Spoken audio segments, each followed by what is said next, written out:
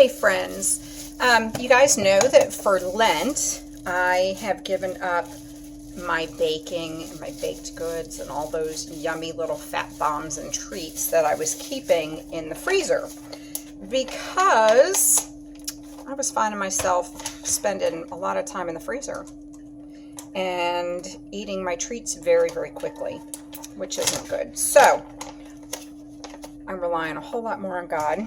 I'm changing things up. And what I'm doing here today is yesterday I made a very delicious S treat that was some sugar spiced pecans. And I told you I didn't have any pecans, so I just used some mixed nuts and some peanuts and what else did I have? Some large flake coconut. And it turned out awesome. It was super, super simple, really delicious, but I used a half a cup of melted butter.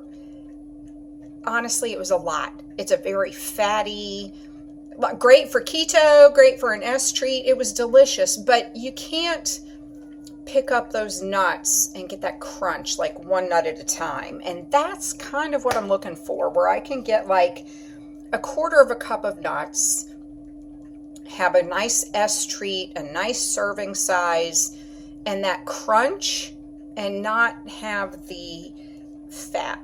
So what I've done is they had these on clearance. I got a 12-ounce package, and I have melted just a tablespoon of coconut oil, and I put it in here, and I've just kind of been massaging this, and I can see that it's getting all of the nuts and it's really getting in there. So I think that's going to be perfect, just a tablespoon. In here, I have a half a cup of Gentle Sweet. This would be the same as like your Pure from Walmart or Truvia. Not in the bag, but in the little canister. And this would also be the same as like a Swerve sweetener. And I have mixed, just for some, because it's still flu season, everybody's around us is sick, 1 teaspoon of baobab. It's not going to change the flavor a whole lot, but it's going to give it just a little bit more of vitamins, minerals, and all that kind of stuff. And I am adding 2 teaspoons of just some cinnamon. 1, 2. Now, I did put a little bit of my pink salt in with the coconut oil, and I'm just going to add a couple of shakes of allspice. Not too much. I think that they looked for about a quarter of a teaspoon in the original recipe.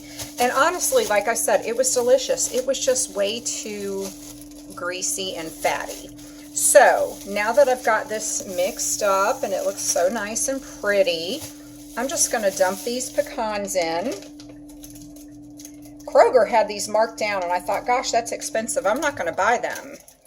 And then I went and looked at pecans that were not marked down, and oh my goodness, I went back and I got these. $6.53 for 12 ounces of local Georgia pecans. You can't do better than that for a Georgia girl. So these actually took that 1 tablespoon of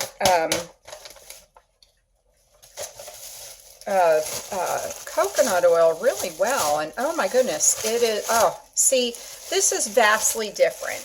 I don't know if you can see that they're still moving around. They are getting coated with this coating. You can hear they're loose. When I did this yesterday with the butter, it was soupy. It was really kind of gross. And I think this is more what I'm looking for. So you've got 1 tablespoon of melted coconut oil that I really massaged well. I didn't just shake it in there. I really kind of massaged them. And then in this baggie, I have 2 teaspoons of cinnamon, a teaspoon of baobab, which is just my personal preference, a couple of shakes of allspice, a little bit of pink salt, and a half a cup, and I'm going to try one before I even bake it. I think this is it. So I'm going to throw these on a baking sheet. I'm putting them on 300. I'll come back maybe in about 20-30 minutes and flip them and cook them a little bit longer, see if I can crisp them up some, because they are a little soft, but I can pick up one nut at a time. Perfectly sweet. Everything is stuck to it. I think this is the key. So I'll come back later. I don't know if I'll do another video or if I'll just kind of type it in and take a picture and let you see what it looks like and let you know my thoughts. So anyway, remember, this is the food we need to live, but we need Jesus for our life.